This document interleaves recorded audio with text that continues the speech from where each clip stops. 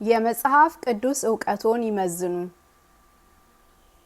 ከመጽሐፈ መቃብያን ቀዳማዊ የወጡ ጥያቄዎች። አንደኛ፣ ኃጢአትን የሚወዳትና በወታደራዊ ጥንካሬው በመኩራራት የሚታወቀው ንጉስ ማን ነው? ሀ. አንቲዮከስ አራተኛ ለ.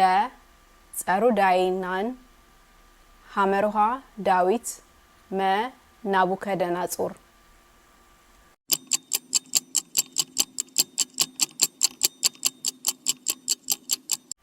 መልሱ ለ. ጸሩዳይን። መጽሐፈ መቃብያን ቀዳማዊ ምዕራፍ 1 ቁጥር 1። ሁለተኛ፣ ጸሩዳይን ቀንና ሌሊት የሚሰግድላቸው ጣዖታት ምን የሚሰጡት ይመስለው ነበር? ሀ. ጤና ለ. ሀብት ሐመርሃ ኃይል ጽናትና ስልጣን መ. መልስ የለውም።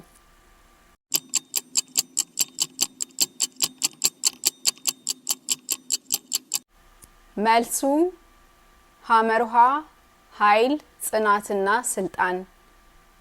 መጽሐፈ መቃብያን ቀዳማዊ ምዕራፍ 1 ቁጥር 3። ሶስተኛ፣ ጸሩዳይንን ካህናቱ ምን እያደረጉ ያታልሉት ነበር? ሀ. ለጣዖቱ የቀረበውን ገንዘብ እየሰረቁ ለ. ለጣዖቱ የቀረበውን መስዋዕት እየበሉ ሐመርሃ ግብር እየሰበሰቡ መ. ሁሉም መልስ ይሆናል።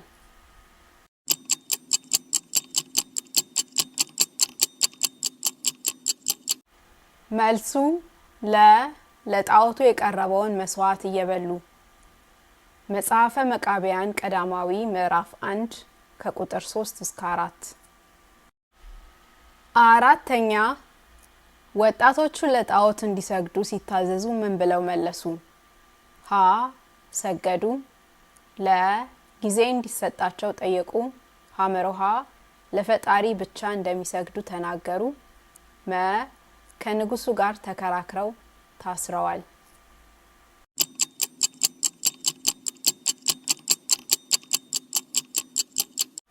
መልሱ ለ. ለፈጣሪ ብቻ እንዲሰግዱ ተናገሩ። መጽሐፈ መቃብያን ቀዳማዊ ምዕራፍ 2 ቁጥር 5። አምስተኛ፣ ሞተው እንደተነሱ የተገለጹት የእግዚአብሔር አገልጋዮች የትኞቹ ናቸው? ሀ. ሙሴ አሮን ማርያም ለ. አቢያ ሴላ ፈንቶስ ሐመርሃ ጴጥሮስ ያዕቆብ ዮሐንስ መ. አብርሃም ይስሐቅ ያዕቆብ።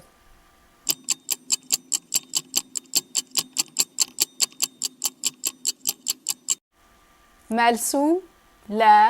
አቢያ ሴላ ፈንቶስ።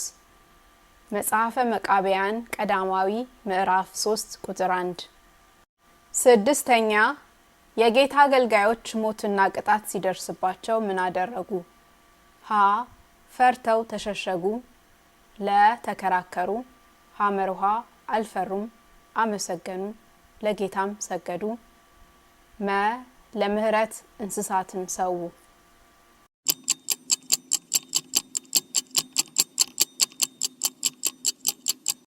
መልሱ ሐመርሃ አልፈሩም አመሰገኑ ለጌታም ሰገዱ።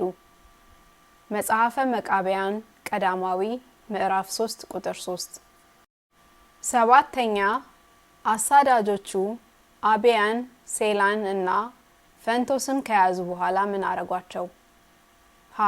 ዳኛ ፊት አቀረቧቸው ለ. ከማስጠንቀቂያ በኋላ ለቀቋቸው ሐመርሃ አስረው ገርፈው ለንጉሱ አስረከቧቸው መ.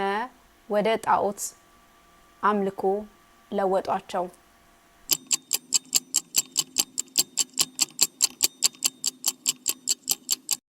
መልሱ ሐመርሃ አስረው ገርፈው ለንጉሱ አስረከቧቸው። መጽሐፈ መቃብያን ቀዳማዊ ምዕራፍ 3 ቁጥር 4። ስምንተኛ፣ ንጉሱ ወጣቶቹን እንቢተኛነታቸውን በተመለከተ ምን ጥያቄ ጠየቃቸው? ሀ ለምን አትመልሱልኝም? ለምን ለአማልክቴ አትሰግዱም አትሰውም? ሐመርሃ እምነቴን ለምን ትኮንናላችሁ? ከኔ ጋር መግዛት ትፈልጋላችሁ?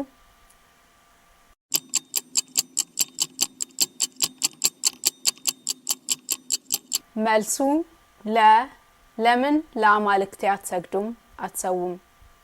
መጽሐፈ መቃብያን ቀዳማዊ ምዕራፍ 3 ቁጥር 5። 9ኛ በመቃብያን ቀዳማዊ ምዕራፍ 3 ቁጥር 6 ላይ ከኃጢአት የነጹትና በንጉሱ ፊት የተከበሩ ወንድሞች እንዴት ተገልጸዋል? ሀ እንደ ተራ ሞኝ ሰዎች፣ ለጦርነት ያልተዘጋጁ ወታደሮች፣ ሐመርሃ ከኃጢአት የነጹ የከበሩ የተመረጡ እንደ ዕንቁ የሚያበሩ፣ ሰነፎችና ደካሞች።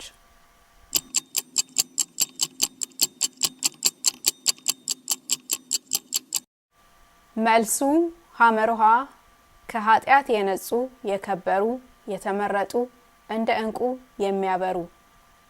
መጽሐፈ መቃብያን ቀዳማዊ ምዕራፍ 3 ቁጥር 6።